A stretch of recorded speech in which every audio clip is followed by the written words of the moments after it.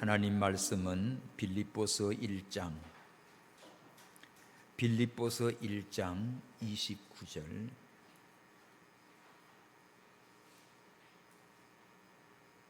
우리 다 같이 한 말씀입니다. 빌립보서 1장 29. 오케이, 다 함께 봤습니다. 시작. 그리스도를 위하여 너희에게 은혜를 주신 것은 다만 그를 믿을 뿐 아니라 또한 그를 위해 고난도 받게 하십니다. 아멘. 참 많이 그리웠는데 정말 놀랍게 추석 명절에 맞춰서 또 이렇게 귀국을 하셔서 오늘 또 말씀도 증거하게 돼서 너무나 감사합니다. 우리 이지아 선교사님 나오셔서 우리에게 은혜로 주신 것이 뭔지 함께 나누고 선교 보고도 또 오랫동안 말레이시아 궁금했는데 선교 보고와 말씀 전할 때 큰 은혜 받으시기 바랍니다. 편한데 신발 예, 신신.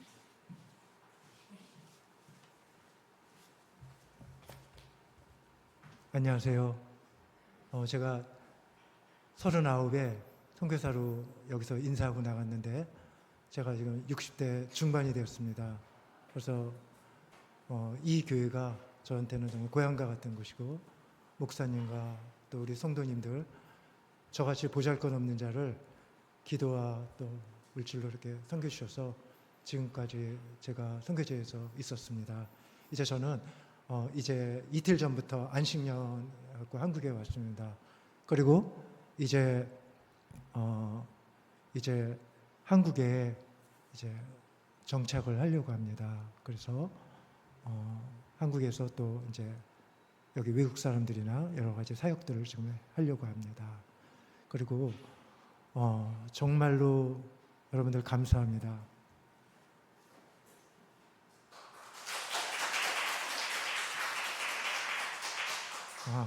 오늘 말씀이 하나님이 우리에게 은혜로 주신 것입니다. 근데 먼저 하기 전에 제가 선교제에서 있었던 사진 몇 장 갖고 왔거든요. 사진이 없어요. 왜냐하면 거의 27년 전, 28년 전이라 사진이 없더라고요. 그래서 아까 어떻게 구했습니다. 전사님 사진 좀 띄워주십시오.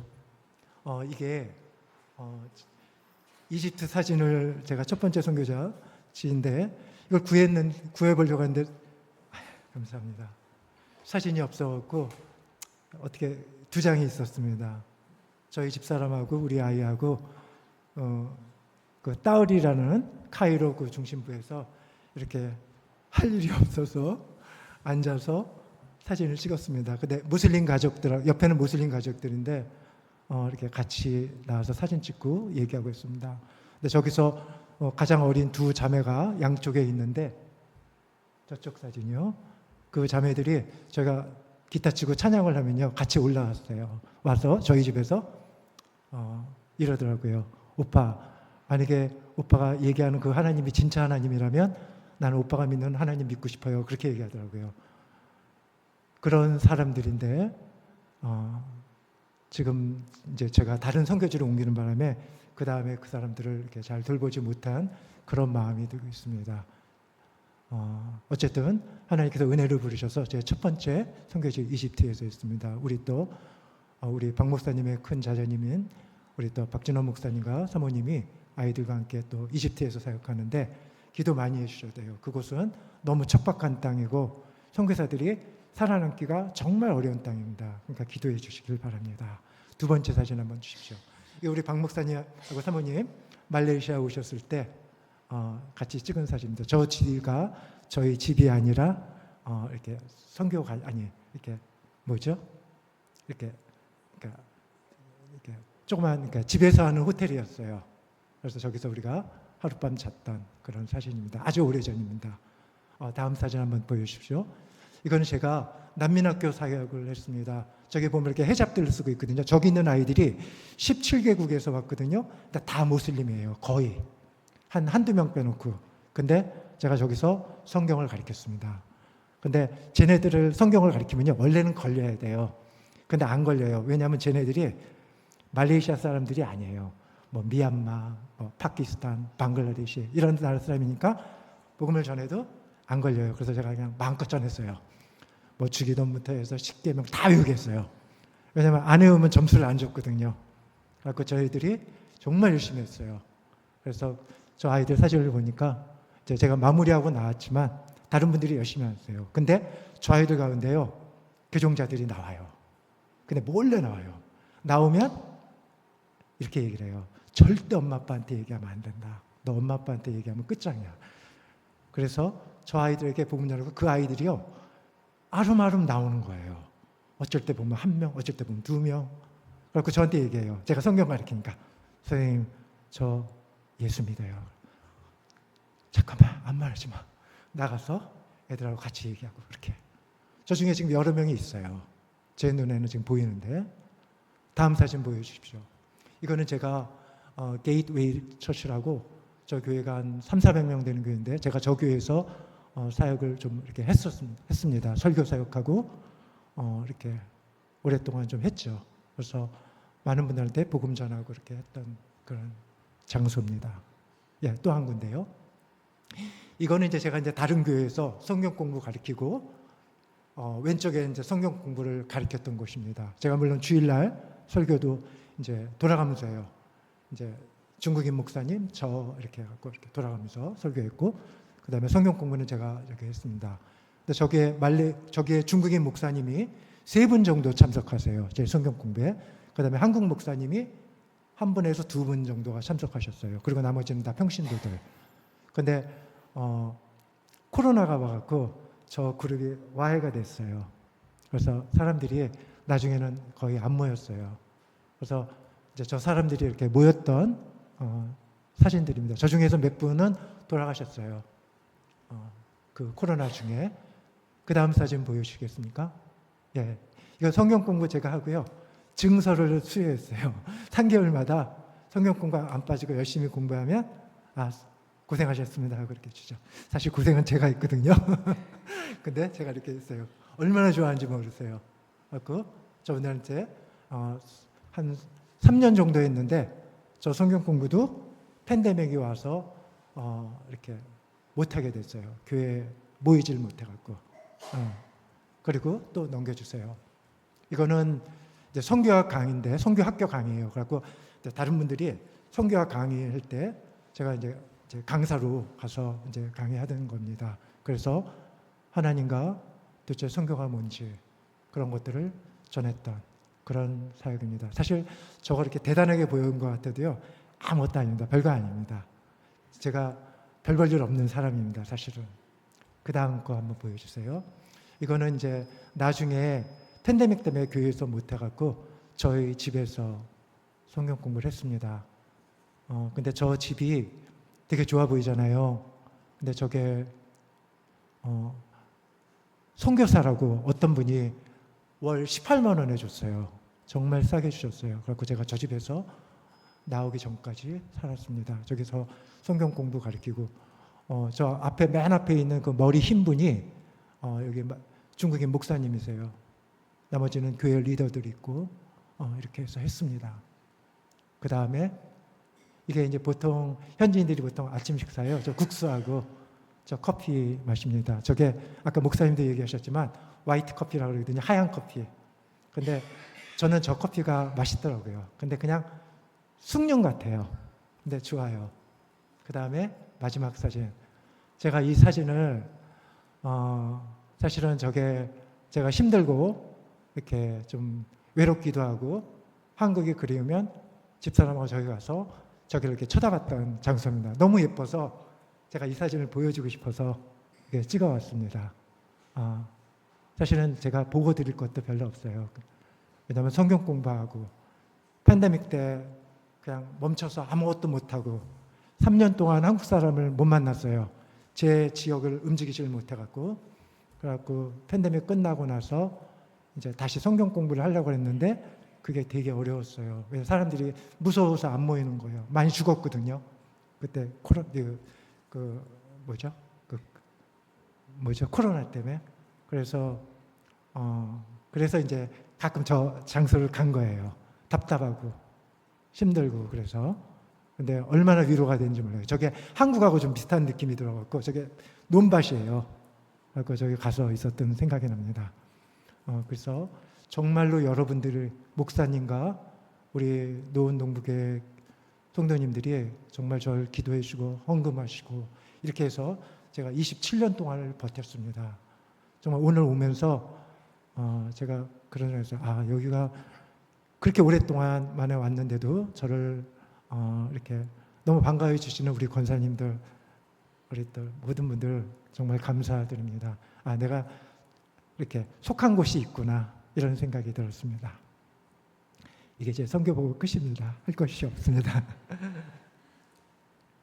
오늘 제가 말씀을 드리려고 했던 게 뭐였냐면 빌립보서 1장 29절인데 이게 제가 되게 좋아하는 말씀입니다.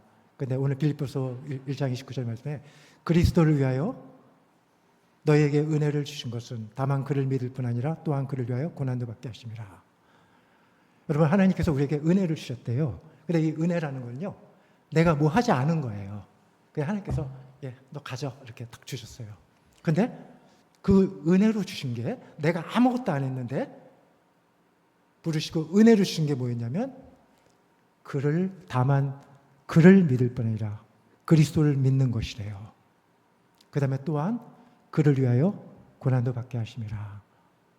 근데 은혜로 주신 게 믿음만 은혜로 주신 게 아니라 고난도 주셨대요. 우리 그러잖아요. 우리 하나님, 나 고난 싫어요.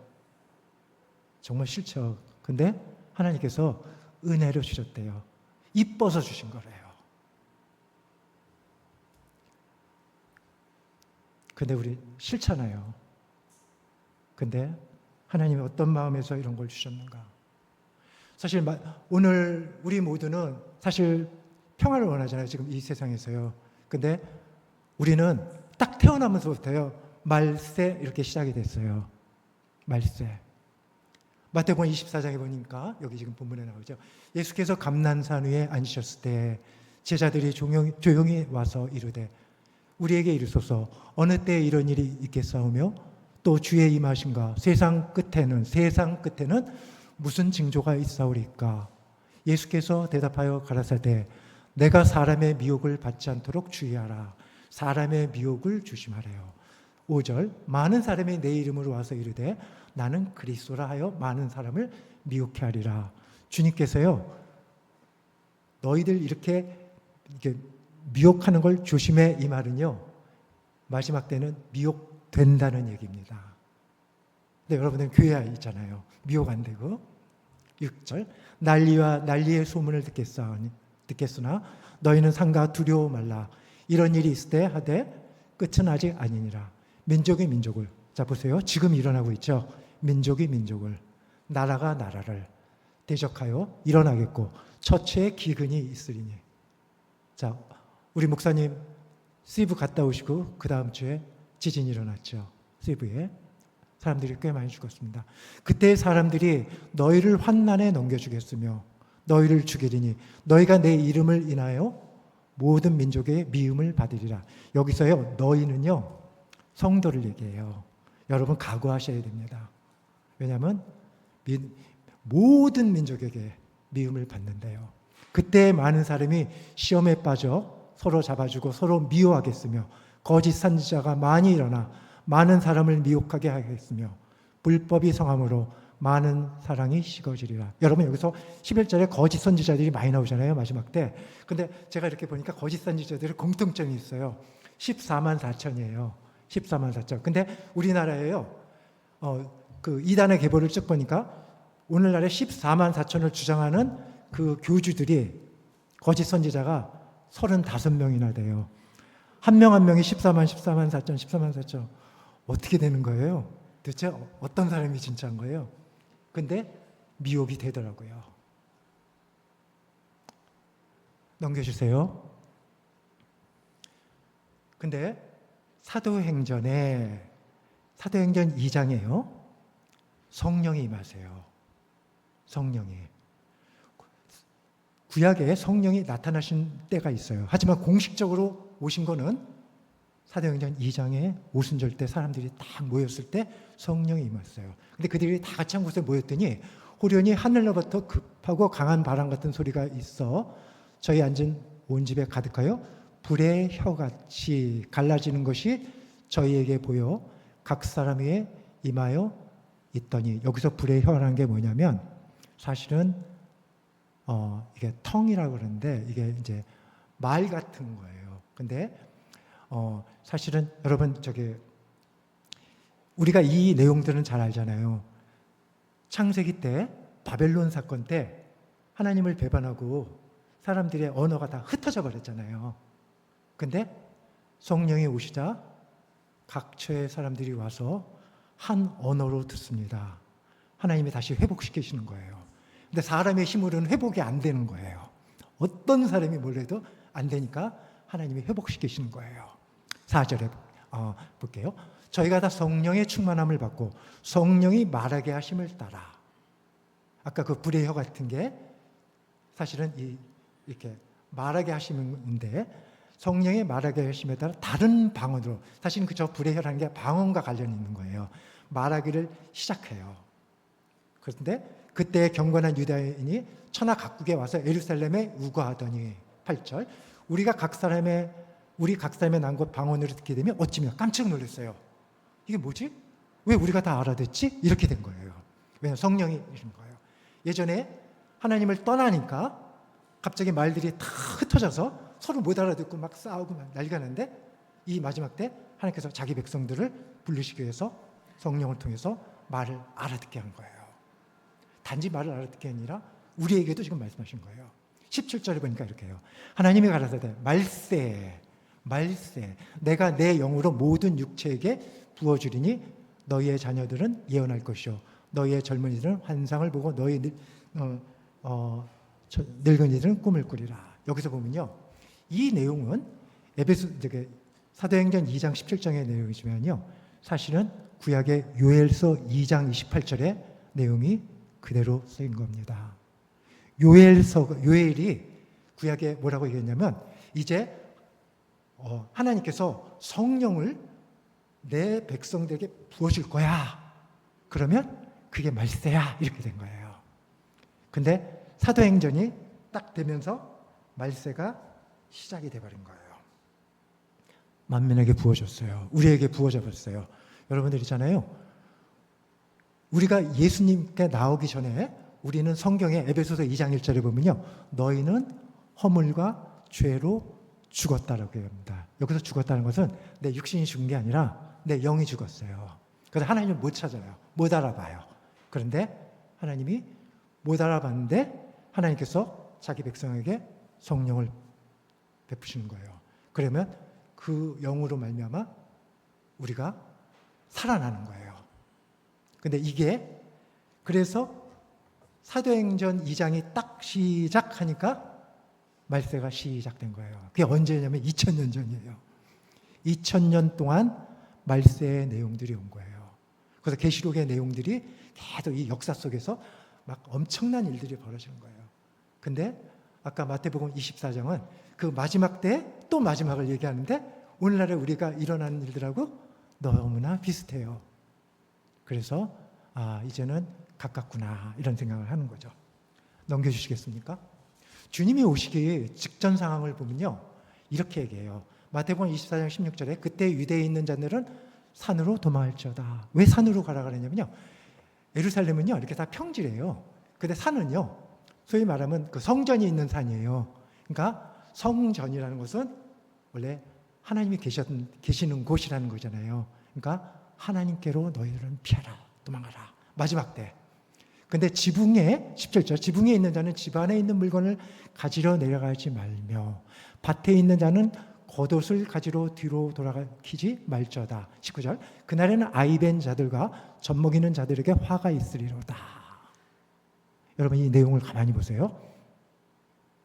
지붕에서 왜 가냐면 뭐 여러 가지 일들이 있죠. 기도도 할 수 있고, 근데 일도 하고, 그 다음에 밭에서 일하고 있어요. 마지막 때는요, 뭐 어마어마한 막 현상들이 막 이렇게 해서 이제 주님이 오시겠구나 이런 것도 있지만요, 우리가 집안에서 똑같은 일을 하다가 오시는 거예요. 그러니까 이제부터는 언제든지 주님이 오실 수 있는 거예요. 자, 아까 뭐라 그랬어요?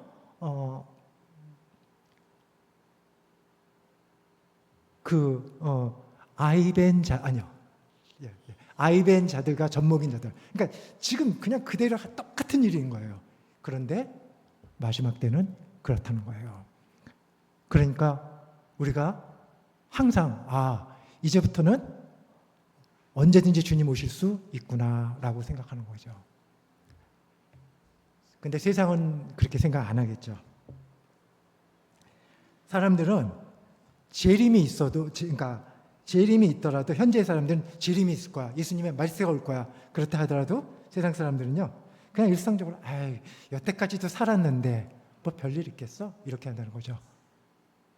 그게 베드로후서에 나와요. 마지막 때는요, 교회 안에서도 기롱하는 자들이 나타난대요. 그 말이 뭐냐면, 옛날에도 몇천 년 전에도 뭐 주님 오신다, 재림하신다는데 아직도 안 하는데 뭐가 있겠어? 그런 분들 혹시 있을 수 있어요. 근데 그렇게 세상은 그렇게 하고 있다는 거죠. 근데 우리는 그냥 주구장창 우리는 있는 것입니다. 하나님 안에서. 요즘에 지금 얼마나 세상이 복잡합니까? 전 세계적으로 막 정권들이 막 바뀌고 막 이렇게 평화하는데 러시아하고 우크라이나 싸우고 막 대만하고 또 중국하고 싸운다는 얘기 있죠. 막 이런 일들이 있으니까 참 복잡하잖아요. 근데 하나님이 우리를 처음부터 말세에 부르신 거예요. 이 말세. 근데 이 말세는요, 너무나도 험한 상황이에요. 그래서 고난을 받을 수밖에 없는 그런 상황인 거죠. 그런 상황. 그래서 오늘 저기 25절에 뭐라고 했냐면 이렇게 얘기하세요. 보라, 내가 너희에게 미리 말하였노라. 주님께서요, 우리한테 니네들 마지막 말세 때 어떤 일이 있을 건지 내가 다 얘기했다. 기억해, 이 소리입니다. 번개가 동편에서 나서 서편까지 번쩍인 것이 인자의 임함도 그러하리라. 주님이요, 너무 그냥 번쩍하고 그렇게 하시는 거예요. 할 수도 없어요. 뭐 이렇게 준비하고 자식할 것도 없어요. 왜냐하면 사실은 우리는 예수 안에서 이미 준비가 된 자인데. 자, 그 다음에 넘어가겠습니다. 자, 믿음. 여러분, 그러면 하나님의 은혜를 주신 게 믿음과 고난이라고 했는데, 우리 믿음은 잘 알겠죠? 믿음. 근데 고난은 뭐예요, 도대체? 고난은 은혜. 그러면 다시 1번 믿음부터 한번 가겠습니다. 여러분, 믿음이라는 것을 우리가 한번 이렇게 생각해보세요. 교회에서 헌금 잘하고 또 교회 열심히 나오고 충성하고 봉사하면 우리는 그걸 믿음이라고 하죠. 맞습니까? 근데 그건 믿음 아니에요. 믿음은 그리스도께서 하신 것을 내 마음에 갖는 겁니다. 왜냐하면 우리가 할 수가 없어요. 하나님을 찾아낼 수가 없었어요. 성령이 오시기 전까지는 다 죽었어요. 예수님께서요, 이 땅에서 3년을 일하셨는데 그 제자들이 있었잖아요. 12만 있었어요. 70인 제자 있었고 또 많고 수많은 사람들이 오병이어 때 막 예수님 쫓아다니고 몇천 명이 먹어요. 근데 그들이요, 나중에 다 변합니다. 제자들까지 변해요. 성령이 오시기 전까지는요, 제자들이요, 12제자들조차도 어떻게 얘기하냐면 주님 나라 임하시면, 그러니까 제자들한테 이렇게 해요. 너희가 내가 받을 세례를 너희 받을 수 있겠냐? 그러니까 저희가 받을 수 있습니다. 이렇게 얘기해요. 근데 그 사람들은요, 세례를 어떻게 생각하냐면, 세례가 되면 하나님 나라가 이 땅에 임하시면, 세례를 그렇게 생각했던 것 같아요. 하나님 나라 이 땅에 하면 저는 예수님의 좌편에 앉게 해주세요. 저는 우편에 앉게 해주세요. 높은 권력을 앉게. 이게 제자들의 모습이었어요. 마지막에 예수님이 계실 때. 그러니까 예수님의 제자들도요, 마지막에 다 등 돌린 거예요. 그게 우리입니다. 그러니까 하나님이 우리한테 성령을 보내시지 않을 수가 없어요. 그래서 성령을 보내신 게 말세 시작 이렇게 된 거예요. 그런데 여러분, 우리가 이 의로움이나 이 믿음이라는 것은 내 속에서 나온 게 아닌 거죠. 왜냐하면 바깥에서 들어온 거예요. 의로움도 바깥에서 들어오고 믿음도 바깥에서 들어온 거예요. 그래서 우리가 예수님을 믿을 때 내가 도저히 안 되니까 성령을 통해서 바깥으로부터 은혜를 나한테 주셨구나 하는 거죠. 그래서 우리가 살아난 거예요. 우리가 살아난 거예요. 그래서 믿음을 가만히 생각해 보세요. 히브리서 11장 1절의 내용을 보면 그 믿음의 내용들은요, 우리가 할 수 있는 게 아니에요. 주님께서 하신 일을 내 마음으로 갖는 게 믿음이에요. 그러면 교회 열심히 나오고 봉사하고 이런 건 뭐냐? 여러분, 구원 받았기 때문에 하는 거예요. 감사함 때문에. 죽어야 되는데, 영원 지옥에 가야 되는데 살리셨잖아요. 그래서 한 겁니다. 제자들이요, 죽음의 순간에 예수님 십자가 돌아갈 때 다 도망갔어요. 근데 이 자들이 나중에 성령을 받고요, 기꺼이 다 죽으러 갔어요. 왜냐하면 성령이 오시니까. 예수 믿는 거는 형통함이 아닙니다. 이 형통함은 다른 형통함이에요. 그리스도 안에서 형통함이에요. 예수 믿는 게 형통함이에요. 여러분, 마태복음 5장의 3절에 보면 복이 있는 자는 마음이 청결한 자는 복이 있나니 천국이 저기 것이니 이러잖아요. 근데 원어에 보잖아요. 헬라어 시작이 어떻게 되는지 아세요? 복이 있는 자요, 이렇게 시작돼요. 시작이 어떻게 되냐면 여러분이 복이 있대요. 왜냐하면 여러분이 마음이 청결해서 하나님을 보기 때문에. 여러분, 하나님 만나고 있지 않아요? 기도에 만나잖아요. 여러분, 옛날 같으면요, 여러분 직접 입으로 하나님 이름 못 불러요. 심지어 유대인들이요, 이스라엘 사람들이 하나님의 이름이 딱 나오잖아요. 그러면 거룩해서 못 불러서 아도나이라고 불렀어요. 근데 여러분, 우리 마음대로 하나님 부르시잖아요. 안 죽잖아요. 하나님 이름 부를 수도 없었어요. 왜 안 죽어요? 그게 은혜인 거예요. 믿음을 주셨기 때문에. 근데 이 믿음이 어떻게 하냐면 그분이 죽으시니까 우리에게 믿음이 온 거예요. 근데 그분이 왜 죽으셨냐면 우리가 저주를 받았잖아요. 신명기 26장 27절에 보면 이렇게 끝나요. 그게 온 구약에 저는 율법의 내용을 하나로 집약한다는 거였어요. 너희가 이 모든 말씀을 지켜 행하지 아니하면 너에게 저주가 있을지어다. 그러니까 온 이스라엘이요, 아멘 했어요. 그래서 온 사람들이 다 저주를 받았어요. 저주 죽어야 하잖아요. 근데 요한복음에 보니까 그리스도께서 우리의 저주가 되셨어요. 다 받아버리셨어요. 다 자기가 저주를 받고 우리를 살려내신 거예요. 그래서 우리가 살아난 거예요. 예. 그래서 이제는 우리가 마음껏 이제 하나님을 찬양할 수가 있는 거죠. 그래서 로마서 4장 5절에는 믿음을 이렇게 얘기하더라고요. 일을 아니할지라도, 여기서 일이란 건요, 대단한 일, 사실은 율법적인 일인데 성경에는 경건치 않은 이라고 했는데요, 원어에 보니까 악한 자예요. 악한 자를 의롭다 하시는 그 하나님을 믿는 자에게 그 믿음을 의로 여기셨대요. 그 말이 뭐냐면, 제가 아무것도 안 했잖아요. 아까 말씀드렸잖아요. 믿음이 어디 있었어요? 바깥에서 들어왔잖아요. 아무것도 안 했는데 믿음이 바깥에서 들어왔어요.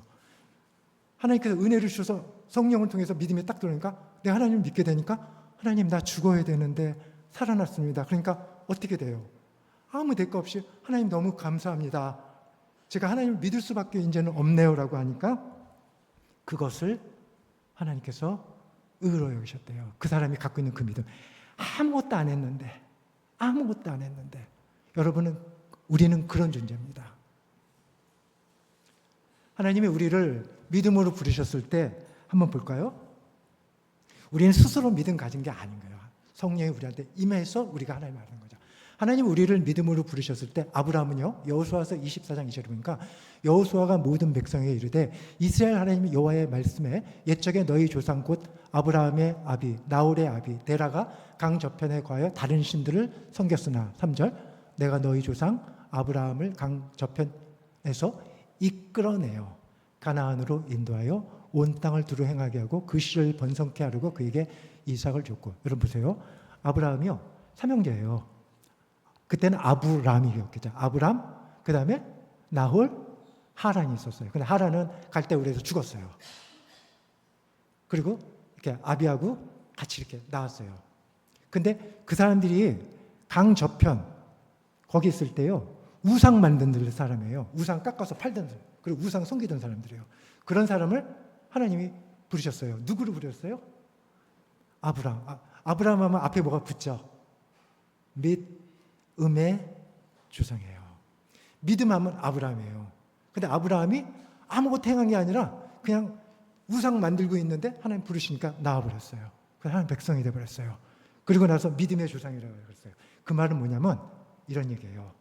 너희 모든 믿는 자들은 아브라함처럼 믿게 될 거야, 이 소리예요. 아브라함이 아무것도 안 했는데 하나님 끌려 나와서 믿음의 조상이 됐잖아요. 근데 우리도 똑같아요. 우리 어떻게 됐나 볼까요? 로마서 5장 8절에 보니까 우리가 아직 죄인 되었을 때예요. 죄의 시작은 사망이죠. 그러니까 죄인 되었을 땐 죽었을 때예요. 영적으로. 하나님을 찾을 수도 없어요. 그리스도께서 우리를 위하여 죽으심으로 하나님께서 우리에 대한 자기의 사랑을 확정하시느라. 우리가 죄인 되었을 때 하나님 찾지도 않은 그때 부르셨어요. 12절 다 치우쳐 로마서 3장 10절 어떨 때 부르시는 거 보세요. 기록된 바 의인은 없나니 하나도 없으며 깨달는 자도 없고 하나님을 찾는 자도 없고 다 치우쳐 한 가지로 무익하게 되고 선을 행하는 자가 없나니 하나도 없어요. 여러분, 의인 어림도 없어요. 하나님을 찾는 자가 없었던 게 애초에 우리의 시작이에요. 깨달는 자도 없어요. 깨달는 자도 없는 거예요. 다 치우쳤어요. 제 갈 길로 다 갔어요. 근데 하나님이 우리를 부르신 거예요. 이게 원래 우리의 모습이잖아요. 성경은 은혜로, 은혜란 말은 대가 없이 무조건 믿음을 주셨다고 했어요. 근데 다 주신 게 아니에요. 하나님이 그의 백성들에게 주신 거예요. 제가 시간이 안 돼서 그 얘기는 자세히 할 수 없지만,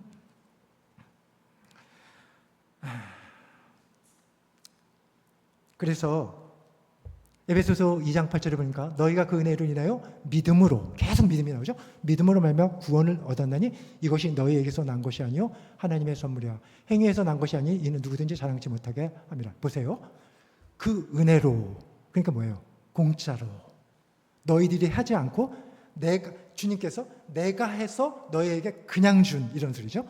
그래서 은혜 때문에 믿음을 주셨어요. 그래서 그 믿음 때문에 구원을 얻었대요. 근데 이게 과거 시제입니다. 완료 시제예요.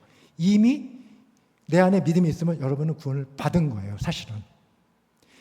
이것이 너희에게서 난 것이 아니요. 자, 보세요. 이것이 너희에게서 난 것이 아니요. 이 말을 다른 말로 하면요, 내가 열심히 착한 일하고 막 이런 거 해서 믿음이 주어진 것이 아니라는 거예요. 그냥 준 거예요. 그래서 행위에서 난 것이 아니니 이는 누구든지 자랑치 못하게 하라. 여러분, 이제 교회 안에서 믿음으로는 아무도 자랑 못해요. 왜냐하면 그 믿음은 하나님이 주신 거기 때문에 그냥 받은 거예요. 너무 감사한 거예요. 그런데 만일 우리가 하나님의 자녀가 맞다면 이 하나님의 부르심은 취소되지 않습니다. 로마서 11장 29절에 보면 하나님의 은사와 부르심에는 후회하심이 없느니라. 이 후회하심이 없다를 원어로 보니까요, 취소됨이 없대요. 왜냐하면 이 부르심 때문에 당신의 피를 흘리신 거예요. 그거를 아이 기분 나빠, 너 취소, 이런 게 아니에요. 우리는 그럴 수 있잖아요. 근데 하나님은 안 그러세요. 그럼 왜 고난을 그 전에 하나님이 자기 자녀를 세상으로 부르시는데 세상의 빛의 나라로 부르세요. 여러분, 요한복음 1장에 보면 빛이 어두움에 빛이 돼 어두움이 깨닫지 못한다 그래요. 근데 거기서 요한복음 1장에서 그 어두움은요, 예레미야 4장 22절에 보면요, 그게 이스라엘 백성이래요. 그 어두움은. 그러니까 보세요. 이 빛이 이렇게 비치잖아요, 저한테. 그러면 제가 이렇게 눈 뜨고 빛이 어디 있지? 하지 않잖아요. 보는 이상은. 그렇잖아요. 장님이 아닌 이상은. 근데 그 어두움인 이스라엘 백성들이 빛을 못 알아봤대요. 그게 그 상황의 상황이었어요.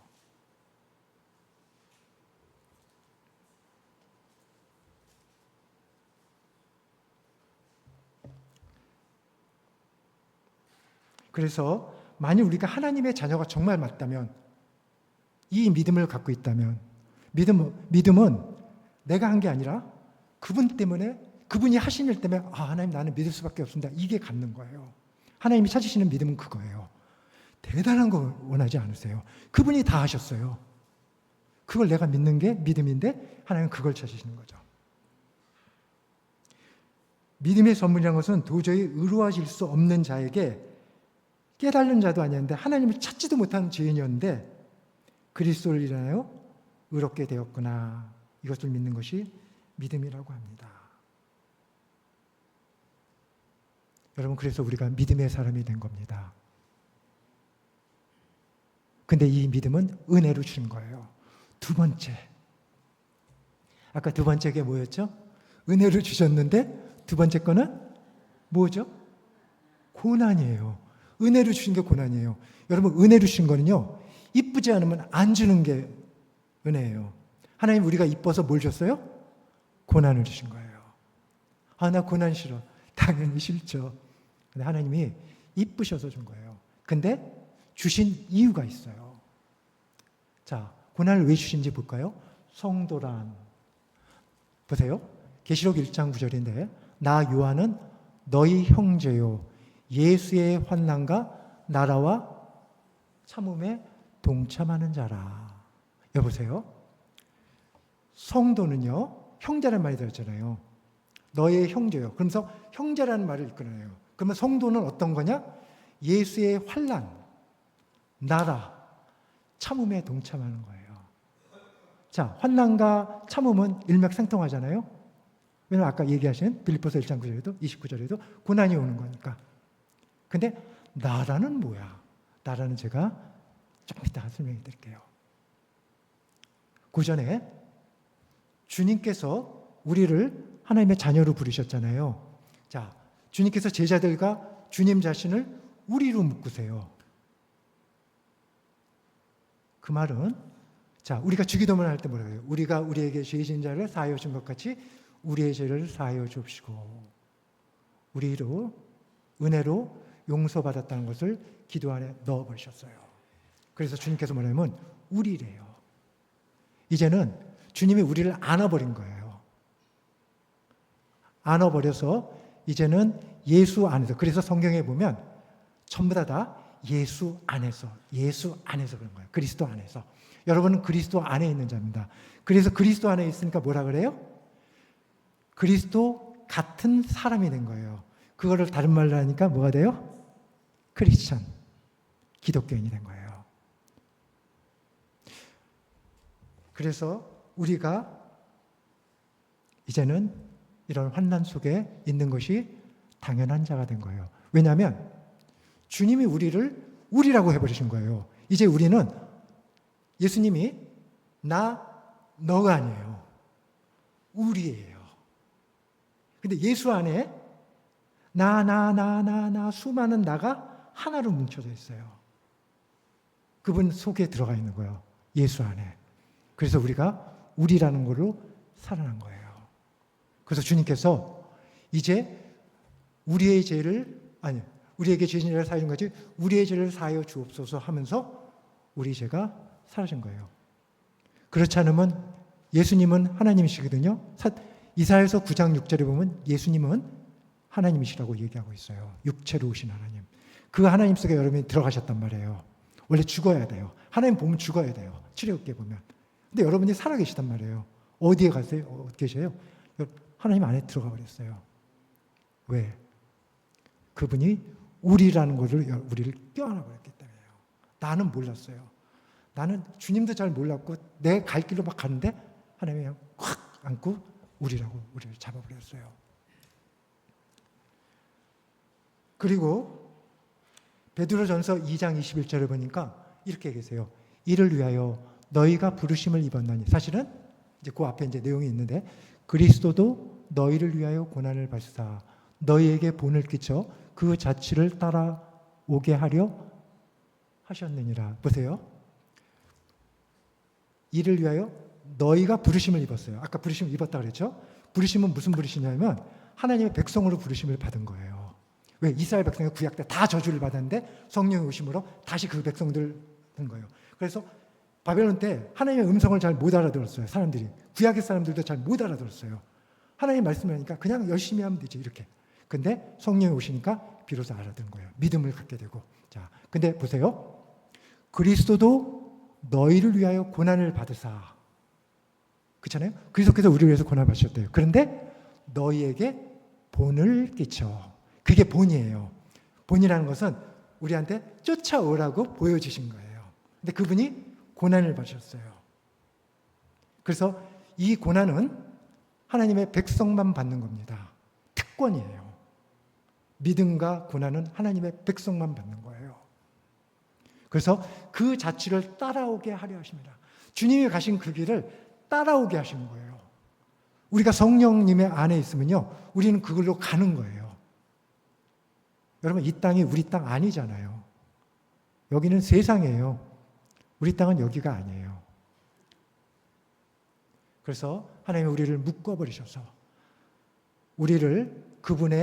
그분은 우리의 머리 되시고 우리는 그분의 각 지체가 된 겁니다.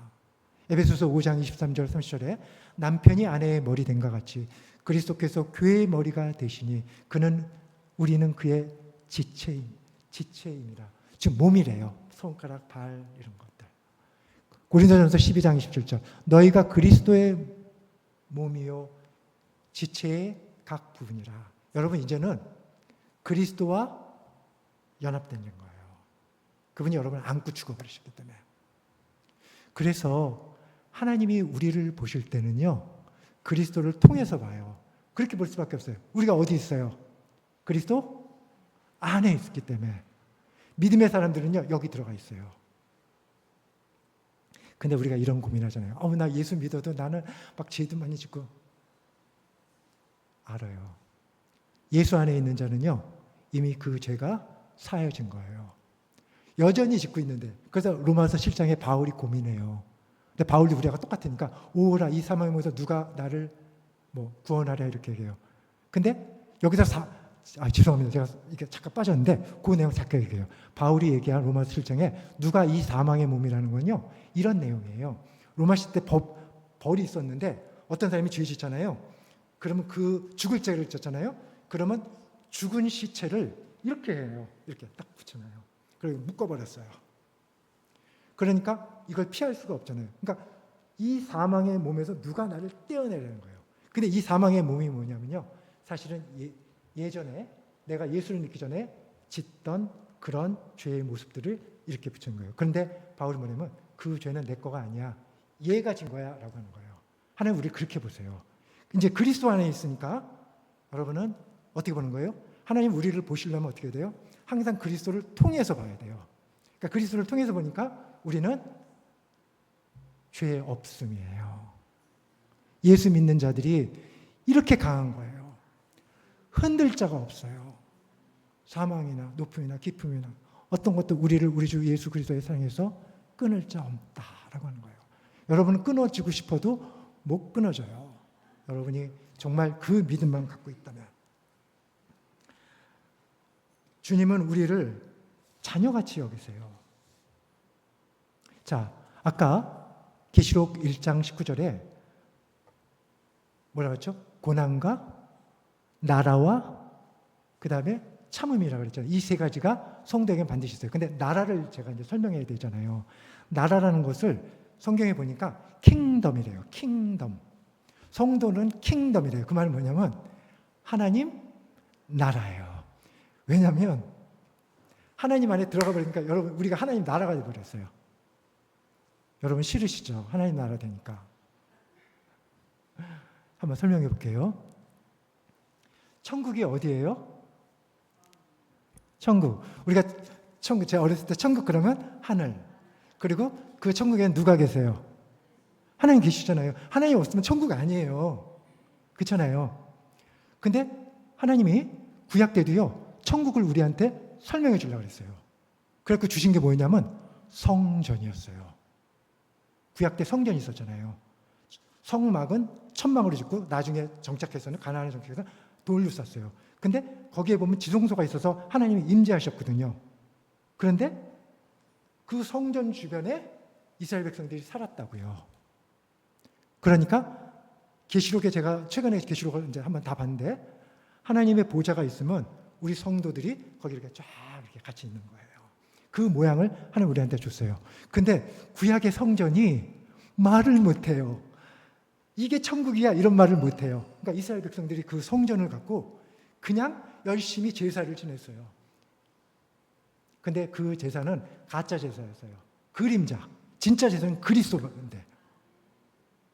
그래갖고 할 수 없이 누가 오셨어요? 예수님. 두 번째 성전이 오셨어요. 두 번째 성전은 말을 하세요. 예수님이 나는 성전이라고 그러셨어요. 말을 했는데 내가 하나님의 아들이라고 그러니까 죽여버렸어요. 왜 죽여요?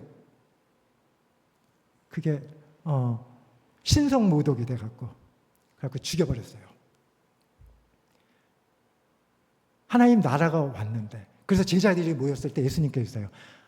하나님의 나라는 너희 가운데 있다 그랬어요. 그러니까 제자들이 어디요 그랬어요. 사실은 그 제자들 12제자들인데 근데 그 제자들 사이에 예수님이 있었거든요. 예수님 하나님이시잖아요. 하나님이 계신 곳이 천국이잖아요. 하나님 나라가 왔는데 아무도 눈치를 못 챘어요. 예수님이 얘기를 하셨는데도. 그러니까 우리가 죽은 게 맞아요. 하나님을 못 알아보니까. 그래서 하나님께서 세 번째를 보내셨어요. 그 세 번째 보내신 분이 성령님이었어요. 성령님이 오셔서 우리를 안아버리셨어요. 그래서 우리가 어디 들어갔다 그랬어요? 그리스도 예수 안에.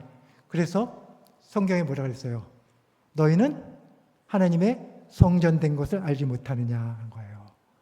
그래서 우리가 비로소 성령이 오시자 성전이 됐어요.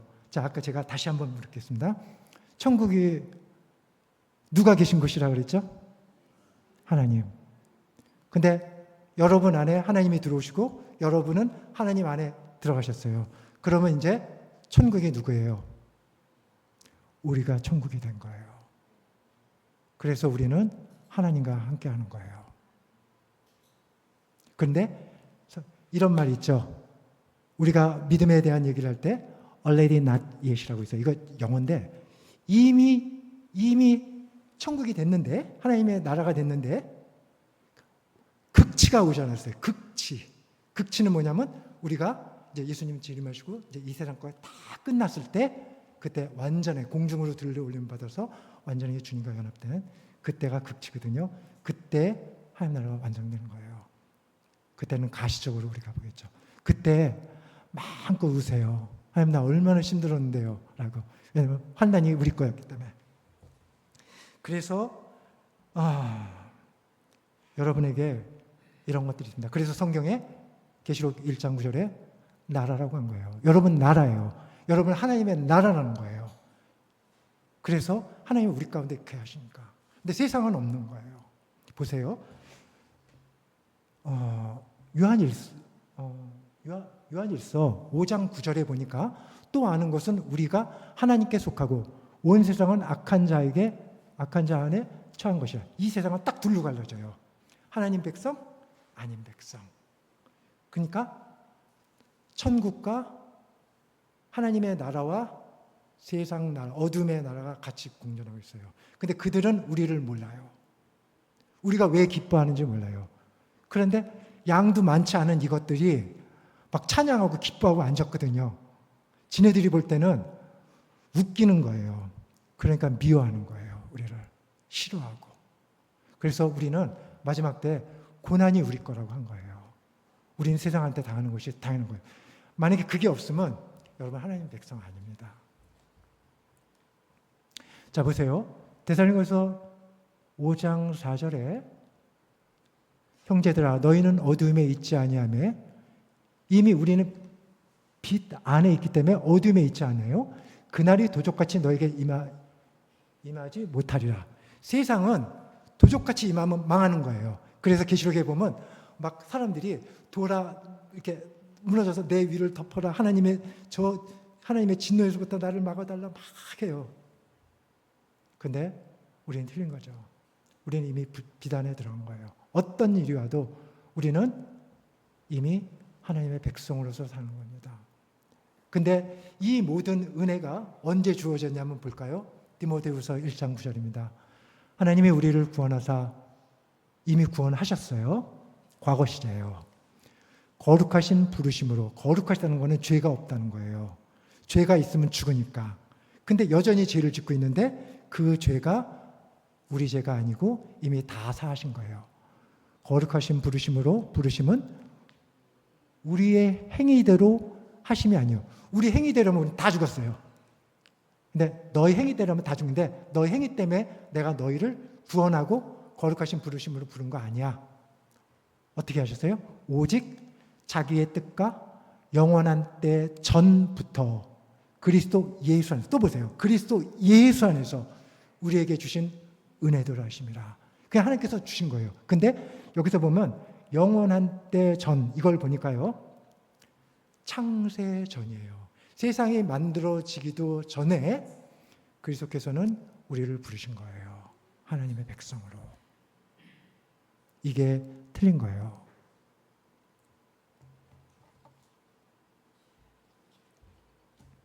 이미 창세전에 우리로 부르신 거예요. 그래서 우리로 부르시니까 우리를 창세전부터 지금까지 주님 자신처럼 여기세요. 하나님은. 그래서 이뻐하는 거예요. 그래서 이뻐하는 것, 떡 하나 더 준다가 아니라 이뻐해서 고난을 더 주는 거예요. 여러분, 고난이 없으면 하나님 백성 아닙니다. 우리가 그 빛의 증거가 믿음과 고난입니다. 한마디로 우리 땅 아님. 이 땅 뭐라 그랬어요? 나그네와 이방이잖아요. 나그네 이방인데 여기서 주인 행사 한다면 아닌 거죠. 우리는 나라예요. 그분의 나라, 킹덤이에요. 어마어마한 겁니다. 나중에요, 우리가 하나님의 이제 재림하시고 우리가 다 끝났을 때, 아까 우리 찬양할 때 주 사랑하는 자, 그 성전 우리가 그럴 때 와, 어마어마하구나 라는 걸 그때 알 거예요. 근데 세상은 영원으로 지옥으로 가는 거예요. 얼마나 불쌍한 거예요. 그들은 세상에서 왕노릇했어요. 근데 우리는 이 땅에서 나그네와 이방과 괴롭힘을 당하는 그런 자들이죠. 요한일서 5장 19절, 아까 읽었던 건데, 또 아는 것은 우리는 하나님께 속하고, 현재 시제죠. 지금 현재 하나님께 속해요. 온 세상은 악한 자에게 처한 것이라. 근데 온 세상이니까 전체 세상이래요. Under the control of the evil one. 악한 자, 사단의 통제 안에 있어요. 그래서 세상은 사단의 통제, 우리는 하나님 안에. 그게 나는 거죠. 그래서 최종적으로는 고린도전서 11장 32절에 보니까 우리가 판단, 여기서 이 판단은요, 심판이에요. 자, 판단을 받는 것은 심판을 받아요. 근데 죽게 징계를 받는데요. 심판인데 우리는 징계를 받아요. 징계하니까 무섭잖아요. 보세요. 징계가 뭔지 보여드릴게요. 이는 우리로 세상과 함께 죄 정함을 받지 않게 하려 하십니다. 자, 우리는요, 세상과 함께, 세상의 심판은요, 그냥 지옥이에요. 그걸 안 받아요. 근데 뭐라 그러냐면 징계를 받아요. 근데 히브리서 12장 7절에 보니까 너희가 참음은 징계를 받기 위함이라. 하나님이 아들과 같이 너희를 대우하시나니 어찌 아비가 징계하지 않는 아들이 있으리요. 8절, 징계는 다 받는 것이오늘 너에게 없으면 사생자여 참 아들이 아니니라. 자, 보세요. 징계라는 것은 부모가 야단치는 거예요.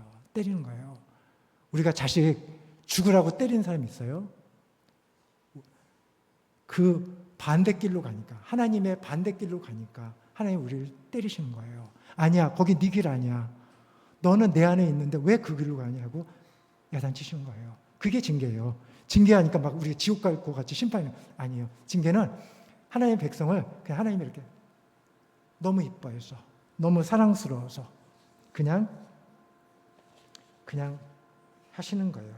당신의 자녀이기 때문에, 당신의 지체이기 때문에 그렇게 하시는 거예요. 헌금이나 열심, 신앙생활이라는 것은 구원받기 위한 게 아니에요. 감사함 때문이에요. 구원받았는데 내가 이거 안 하면 내가 구원받았을까? 제가 제일 마음이 아팠던 거는 선교지에서 그런 일들이 많더라고요. 심지어 어떤 목사님들도 그러세요. 내가 이래가지고 구원받겠나 그래요. 아니에요. 아까 말씀드렸잖아요. 그 믿음을 갖고 있으면 여러분 이미 나라예요. 하나님의 나라, 하나님의 자녀예요. 그래서 감사함 때문에 우리는 하나님을 섬기는 거예요. 찬양하는 거예요. 헌금도 하는 거예요. 기뻐하는 거예요. 세상은 몰라요. 저것들 교회 가서 돈 벌이러 가네, 시간 낭비하러 가네. 그 사람들이 몰라서 하는 거예요. 당신들이 정말로 안다면 이걸 하겠어요? 정말 모르니까. 그래서 성도는 환난 중에도 감사하는 자가 된 거예요. 그래서 하나님이 우리에게 은혜로 너무 예뻐서 주신 게 믿음이고 고난이다. 이제는 고난은 당연한 거예요. 아셨죠? 잠깐 기도하겠습니다. 하나님 아버지, 참으로 은혜와 사랑을 감사합니다. 허물과 죄로 죽었던 우리들을 살리시고 당신의 그리스도 예수 안에 넣으셔서 우리를 예수님의 일부로 봐주시고 사랑하여 주시고 또 예수님처럼 이끌고 가기 위해서 우리에게 징계와 고난으로 함께 하시니 감사합니다. 하나님, 하나님의 자녀가 아니면 어찌 이런 일이 있겠습니까? 이제 우리가 하나님만 바라보고 마지막 날까지 이제 다 끝난 세상, 이 세상에 이제 언제든지 주님 오실 수 있는 그 상황이 왔는데 다 끝났는데 이제 우리가 기쁨으로 담대하게 이 길들을 힘들지만 가게 하여 주옵소서. 감사드렸고 예수님의 이름으로 기도합나이다. 아멘.